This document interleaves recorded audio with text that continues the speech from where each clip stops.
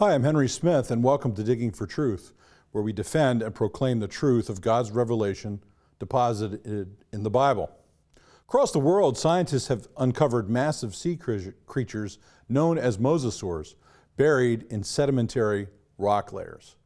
What is the significance of these monstrous mosasaurs, and how do they relate to the Bible? Well, paleontologist Dr. Monstrous joins us today to answer these and other questions about the Earth's past. Dr. Ross, welcome to Digging for Truth. Thanks so much for having me on. This is a delightful chance and opportunity. Thanks, Henry. Well, we're very glad to have you on the show.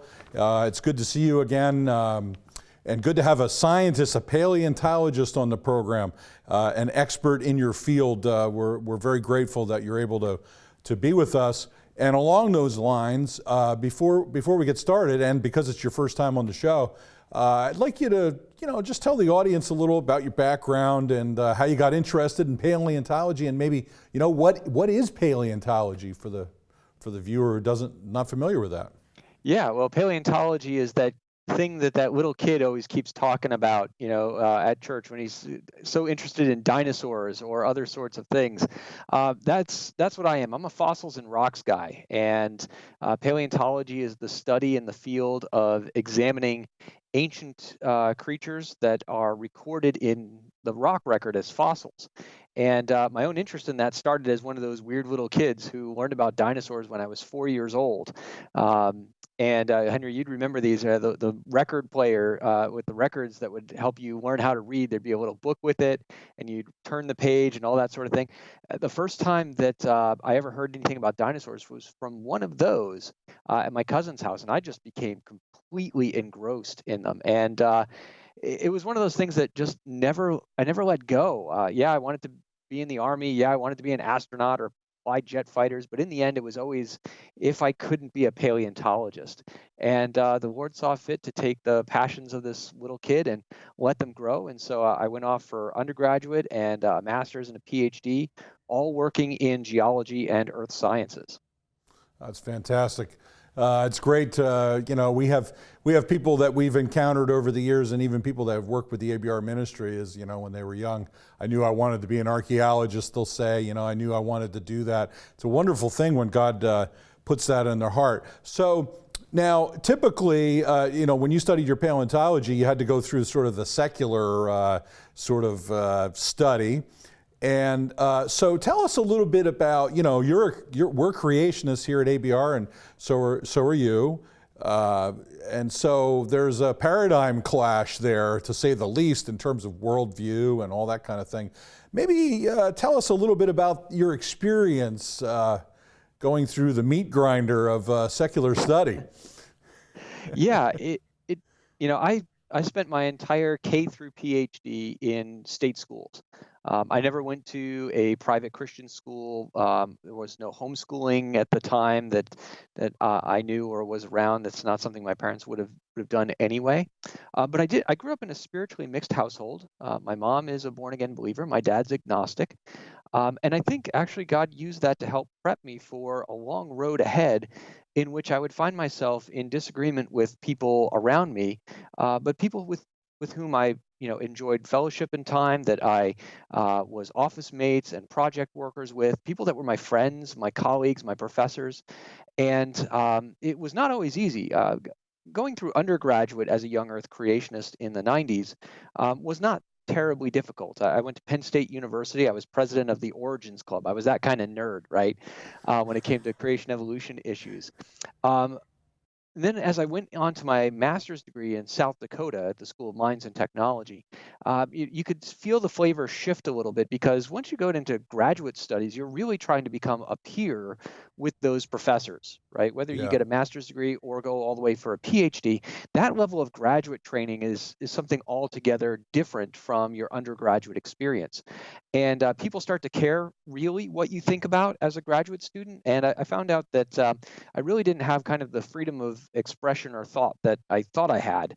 I was nearly thrown out of my master's program, in large part because of my young earth creationist leanings, which they actually even knew about when I first entered the program. So it wasn't a surprise to them. It wasn't a big revelation. But a series of things happened. There was a big dust up in Kansas back in 1999 about teaching evolution, and being in South Dakota, that's like near neighbors. The whole flavor of creation evolution took on a very aggressive tone in the late 90s and early 2000s, and I got kind of wrapped up in that.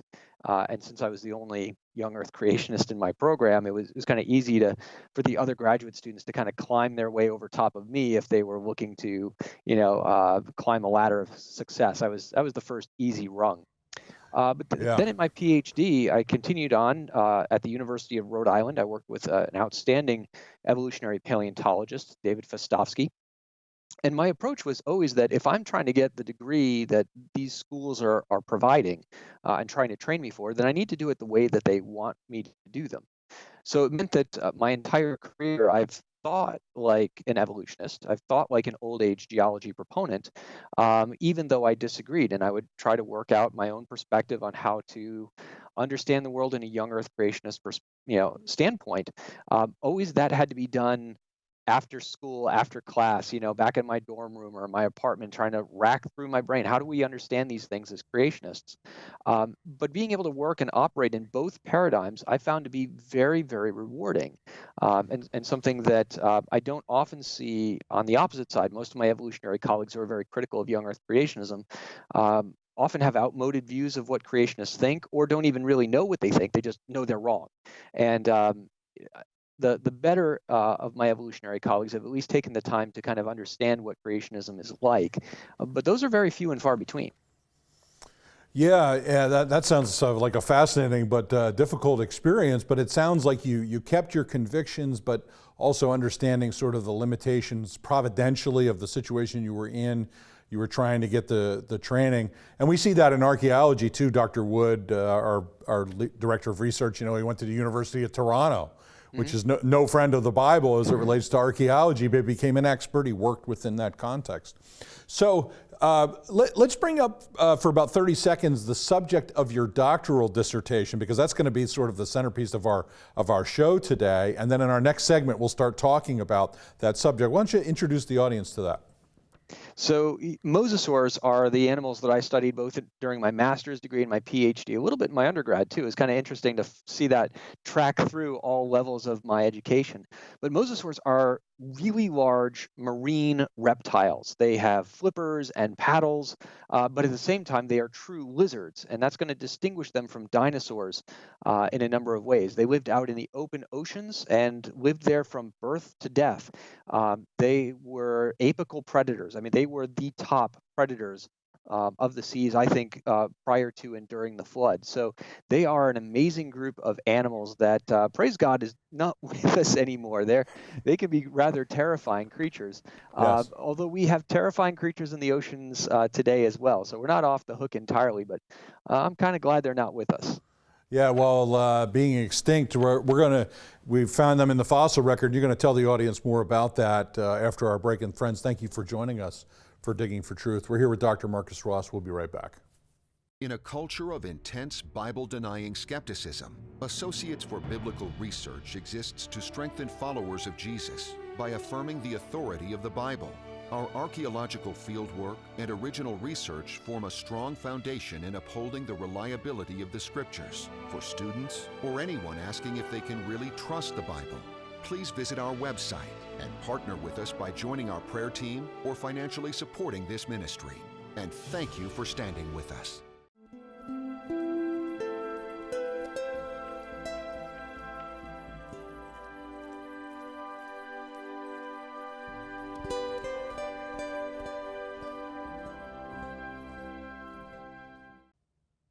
Hi, welcome back to Digging for Truth. I'm here with paleontologist Dr. Marcus Ross, and we're talking about monstrous mosasaurs. Now, Dr. Ross, you just gave the audience an introduction to these incredible creatures of the Earth's past. They are extinct, but obviously fascinating enough for you to do your PhD on them.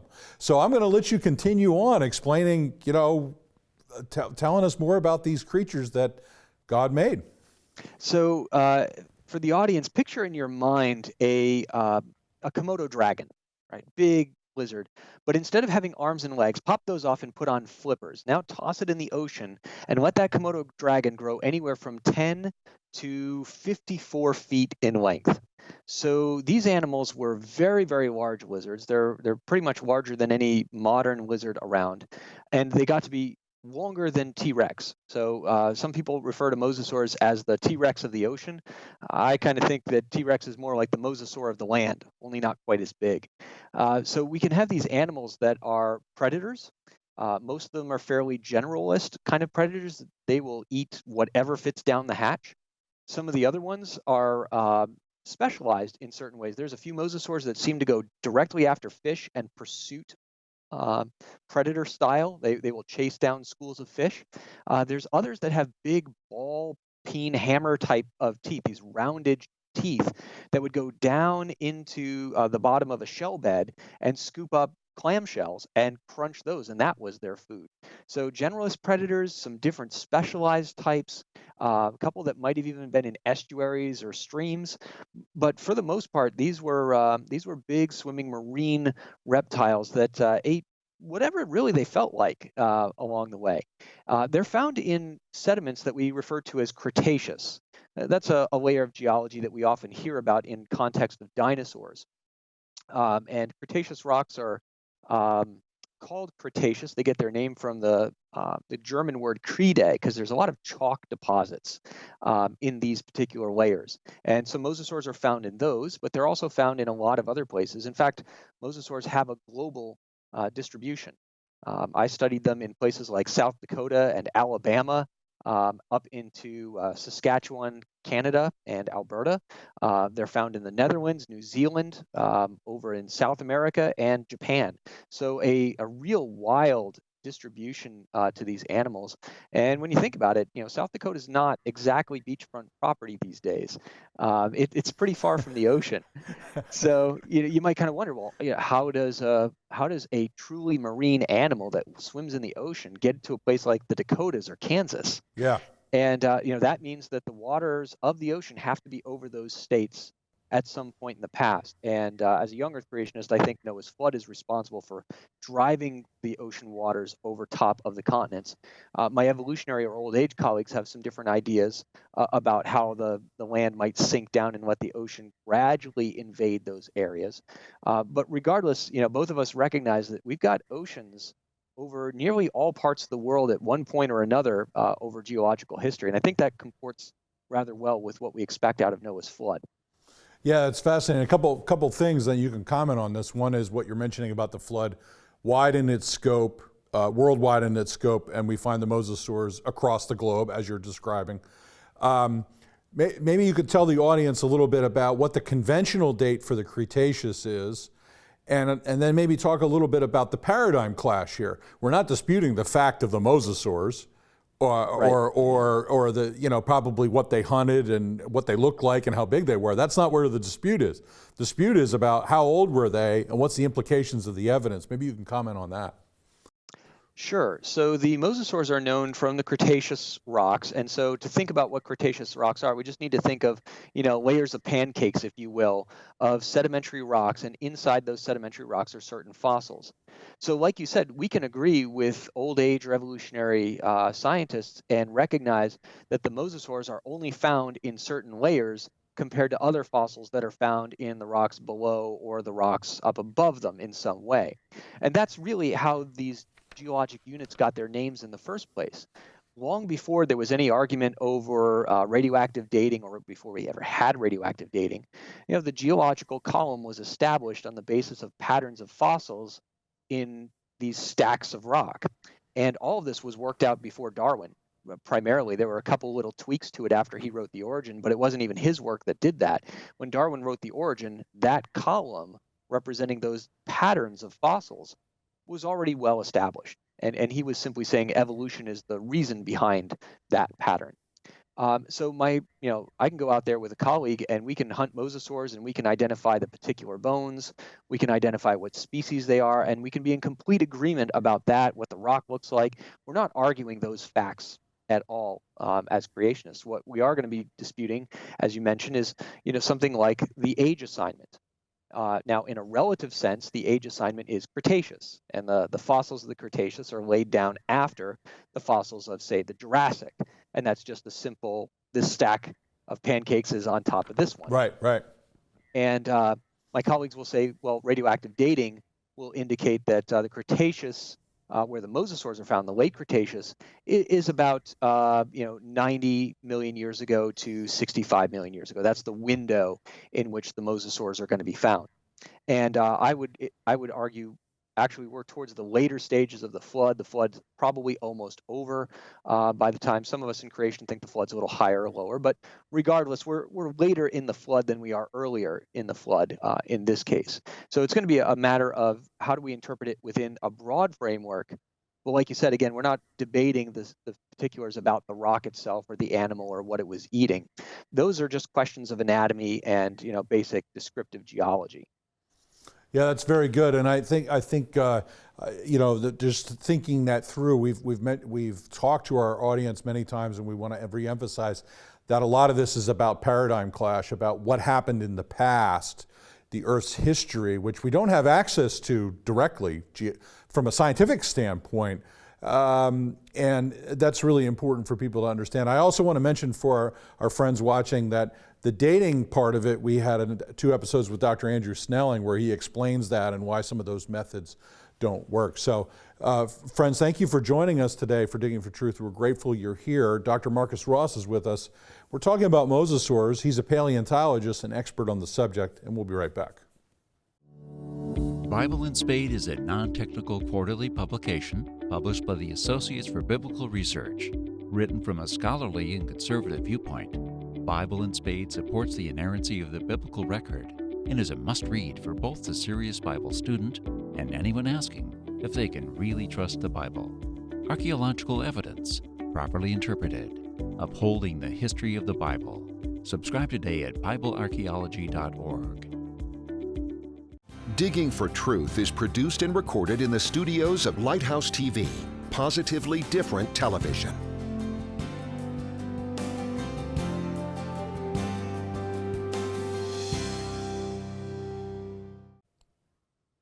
Hi, welcome back to Digging for Truth. I'm Henry Smith. I'm here with Dr. Marcus Ross.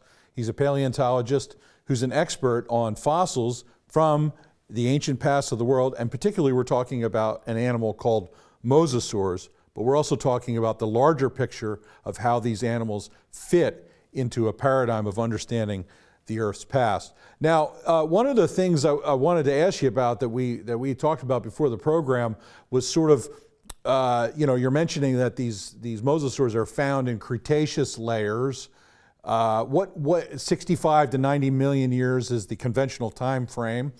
What other kind of creatures have they been found with across the globe? Like you mentioned South Dakota and a whole bunch of other places. So let's talk about that a little bit, Marcus, please. Yeah, because when mosasaurs are found, they're found in rocks that contain other members of an ecosystem that was destroyed and buried, and they're found with lots of other marine organisms. Most commonly, if we think of some of the places like the Kansas chalks, the Niobrara chalk, where they're found, they've been excavated out of there more than anywhere else. So if you go to a museum and you see kind of that oceans display, the ancient oceans display, chances are it's based on a lot of fossils from the Niobrara chalk, because of a family of paleontologists who've worked and sold specimens out of there for 100 years.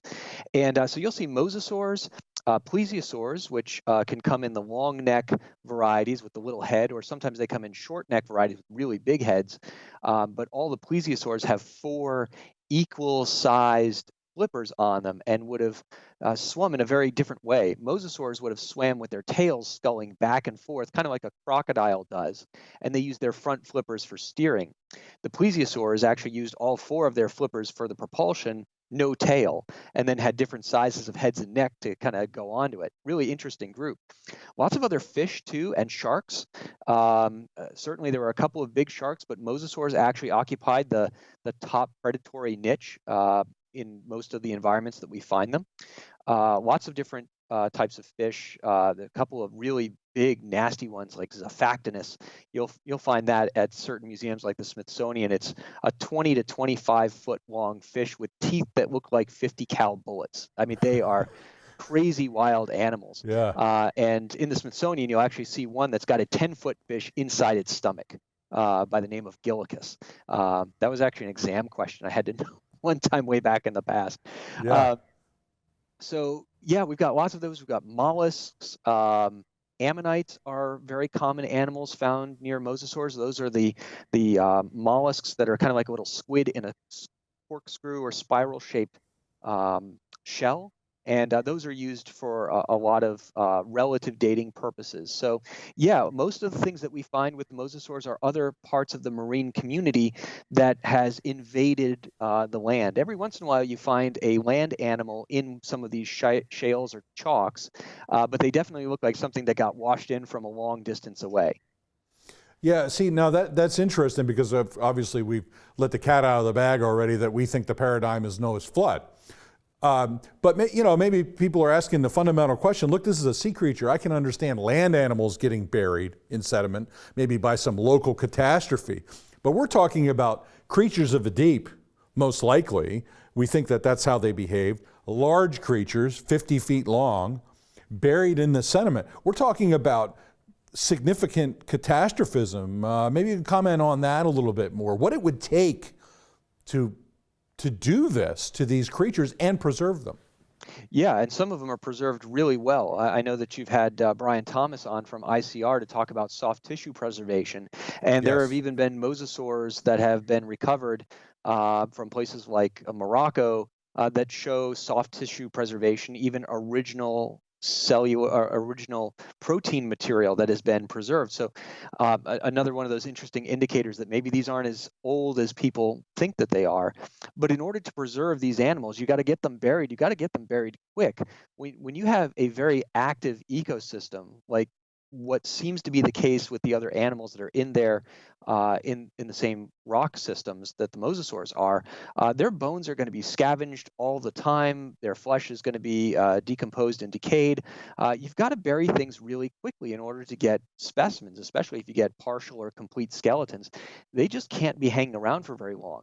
And a lot of times they're found in these fairly fine-grained muds or clays or chalks. And so what we're thinking about in this case is you've got tsunamis that are rolling through from the tectonic actions of the flood that are creating these huge sediment storms.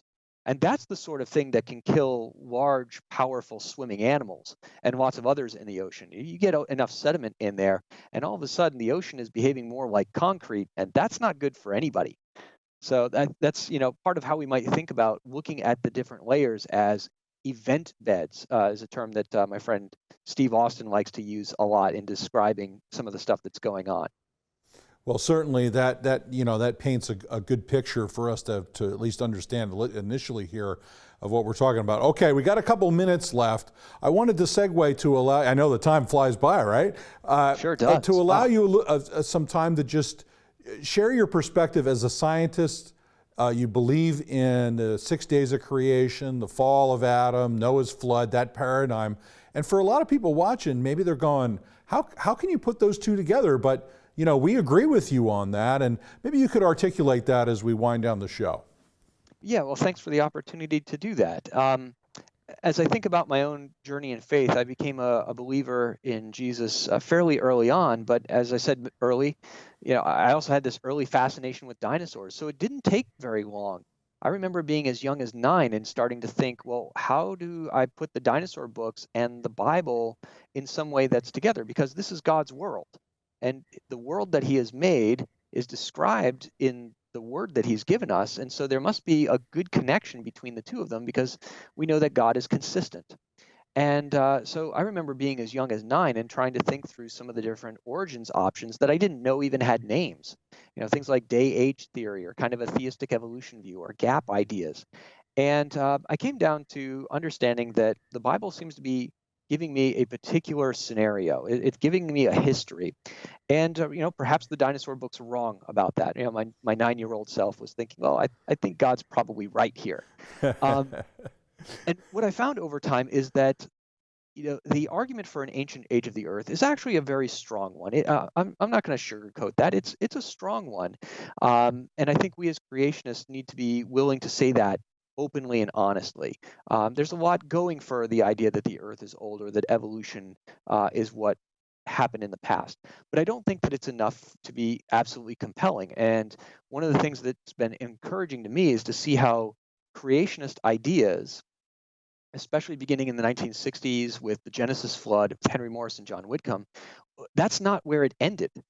It kept going and kept developing. And there are more creation scientists like me and others in biology and physics and engineering and everywhere else investigating the world from a standpoint of recognizing that God's word is telling us something and the natural world is telling us something as well. And that there is unity between those. We can look to a world that is young, that has experienced a global flood, whether we're hitting rocks with hammers or whether we're looking through a telescope for astronomy.